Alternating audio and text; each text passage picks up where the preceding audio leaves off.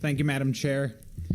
Chairs Moore, Luxembourg, and honorable colleagues, as you said, I'm sure that there will be much impassioned testimony at this hearing from all points of view. I do believe that people on all sides of this issue have real and valid concerns. Today, I am testifying in favor of local control of our towns and cities, reform to the 830G statute, and a plan for affordable housing with community support. Specifically, I oppose HB 6633 and support 5326. I also support bipartisan Senate bills 853, 856, and 857, which were not raised. The reality is that the status quo, whereby 830G takes away significant local input from towns over decisions, has not created economic mobility in our state.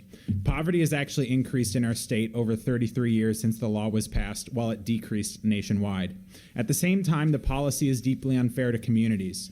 In my district, for example, there is an 830G application to build an 100-unit development in a single-family zone neighborhood. An older neighbor has lived in her home for many decades and will now have a 75-foot-high wall abutting her property.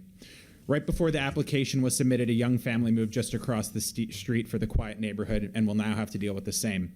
Almost none of us would want the same for ourselves. 830G encourages this outcome because it only gives credit for deed-restricted and government-supported housing. At the same time, our towns and cities allow development of many, many more units of affordable housing that are diffuse, but state law penalizes them for it.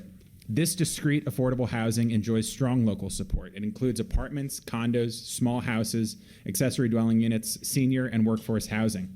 If we give municipalities the ability to count this naturally occurring affordable housing in their 830G calculations and enable them to subsidize it, we will see much more of it constructed.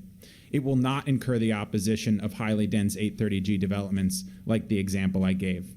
I've also seen firsthand how local input strengthens support for affordable housing in my town's Affordable Housing Trust. For that reason, one of my bills also gives towns a choice to use area or state median income and to develop more senior housing to satisfy 830G. By contrast, the Fair Share Act, HB 6633, would triple down on all the worst characteristics of current statute and demoralize our towns and cities. It would either force municipalities to raise property taxes by tens of billions across the state to meet putative mandates or eviscerate local zoning almost entirely in communities. It's just not right. The good news is there is a better way. We can protect our time-honored tradition of local control in this state while creating more opportunity and affordable housing for our residents. Please stop 6633 and advance solutions like 5326 to achieve those ends. Thank you.